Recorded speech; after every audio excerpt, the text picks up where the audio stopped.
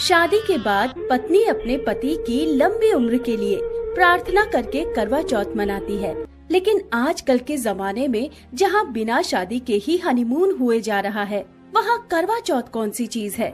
आजकल के बच्चे बहुत स्मार्ट हैं। रोहित तो बहुत ही ज्यादा होशियार है और ऊपर से उसका बाप अमीर भी है, इसीलिए स्कूल में उसका रौब चलता है। उसके आगे पीछे हमेशा 2-3 लड़के घूमते रहते हैं और रोहित उन्हें हुक्म करता रहता है। अरे आकाश, मेरे लिए बाहर से आइसक्रीम ला जरा। रोहित के कहने पर आकाश स्कूल के बाहर से आइसक्रीम लाता तो है, लेकिन लाते लाते आइसक्रीम पिघल चुकी होती है। इसीलिए रोहित बहुत गुस्सा हो जाता है। आइसक्रीम पिघल क्यों गया?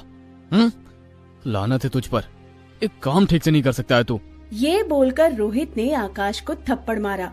रोहित ऐसे ही सब पर अपना रौब जमाता है, सिवाय नेहा के। नेहा इस क्लास की फर्स्ट गर्ल है और वो रोहित को भाव ही नहीं देती। यार नेहा, रोहित तो दिन ब दिन हैंडसम होता जा रहा है। काश वो मेरा बॉयफ्रेंड होता। क्या हमेशा रोहित रोहित करती रहती है? क्या दिखता है तुझे उस रोहित में, लफंगा कहीं का? अरे जाने मन, मुझे रोहित में जो दिखता है तुझे भी दिखेगा। बस तू ठीक से देखती नहीं है।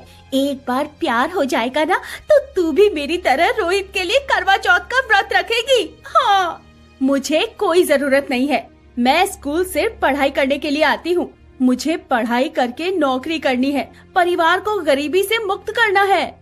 नेहा के माता पिता बहुत गरीब थे, इसीलिए नेहा मन लगाकर पढ़ाई करती थी। उसी क्लास में एक और गरीब लड़का पढ़ता था।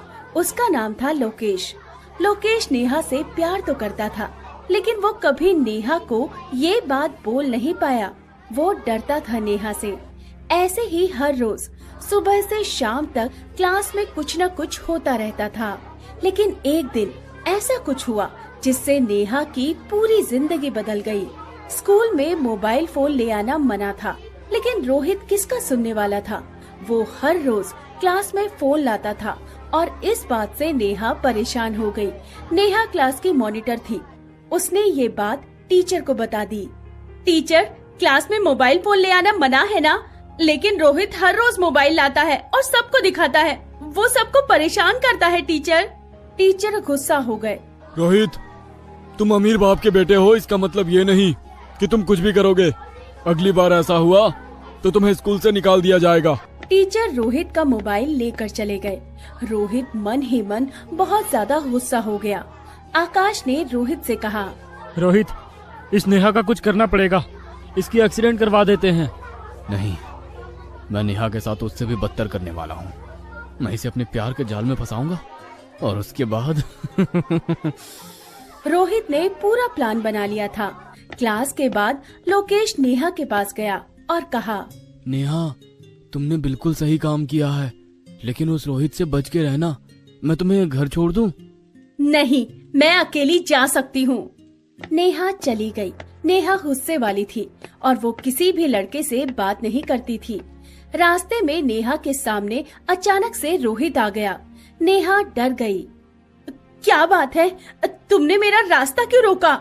नेहा ने सोचा कि रोहित अभी उसे मारने वाला है, लेकिन नेहा को चौंकाकर रोहित ने कहा, नेहा, तुमने आज जो किया उसके लिए मैं तुम्हें थैंक यू बोलने आया हूँ। क्या? थैंक यू मुझे? लेकिन क्यों? मैं पैसों के अहंकार में अंधा हो गया था। मोबाइल और गेम्स के चक्कर में मेरी पढ़ाई नहीं हो पा रही थी, लेकिन मोबाइल चले जाने के बाद मुझे अभी पढ़ाई करने में अच्छा लग रहा है। Thank you Neha. नेहा खुश हुई और हंसकर कहा, कोई बात नहीं। अब वैसे तुम जितने बुरे दिखते हो उतने बुरे हो नहीं, काफी अच्छे हो। हाँ, वो तो मैं हूँ। और ऐसे ही नेहा रोहित के जाल में फंस गई। उन दोनों की दोस्ती हो गई और रोहित ने कहा, नेहा, मैं पढ़ाई में तुम्हारी तरह अच्छा नहीं हूँ, मुझे पढ़ने में मदद करोगी? हाँ रोहित, क्यों नहीं। आज शाम को बैठते हैं फिर, लेकिन मेरा घर टूटा फूटा है। कोई बात नहीं, चलिए आओ मेरे घर पे। नेहा शाम को रोहित के घर चली गई और दोनों मिलकर पढ़ाई करने लगे। लोकेश ने ये देखा तो मन ही मन सोचने लगा, हाँ? नेहा रोहित के चक्कर में कैसे पड़ गई? नहीं नहीं, रोहित अच्छा लड़का नहीं है, जरूर कुछ गड़बड़ है।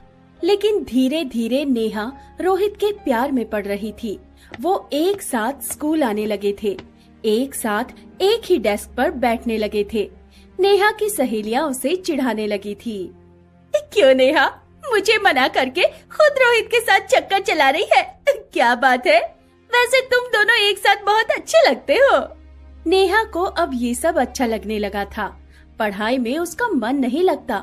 सभी उससे कहते कि रोहित के साथ उसकी शादी हो जाए तो लाइफ सेट है। नेहा भी रोहित के साथ शादी मनाने की सोच रही थी। तभी एक दिन लोकेश ने नेहा से कहा, नेहा, तुम रोहित के साथ आजकल कुछ ज्यादा ही घूम रही हो। वो लड़का अच्छा नहीं है, तुम उससे दूर रहो। तुम कौन होते हो मुझे मना करने वाले? अब भागो यहाँ से। नेहा प्यार में थी, उसने लोकेश की बात ही नहीं सुनी। 2 दिन बाद करवा चौथ था। रात को नेहा रोहित के साथ कमरे के अंदर बैठकर पढ़ाई कर रही थी। तभी रोहित ने बत्ती बुझा दी। ये क्या रोहित, तुमने बत्ती क्यों बुझा दी? बत्ती की जरूरत नहीं है, मैं तो तुम्हारी आंखों की रोशनी में पढ़ सकता हूँ। दोनों ने एक साथ रात बिताई।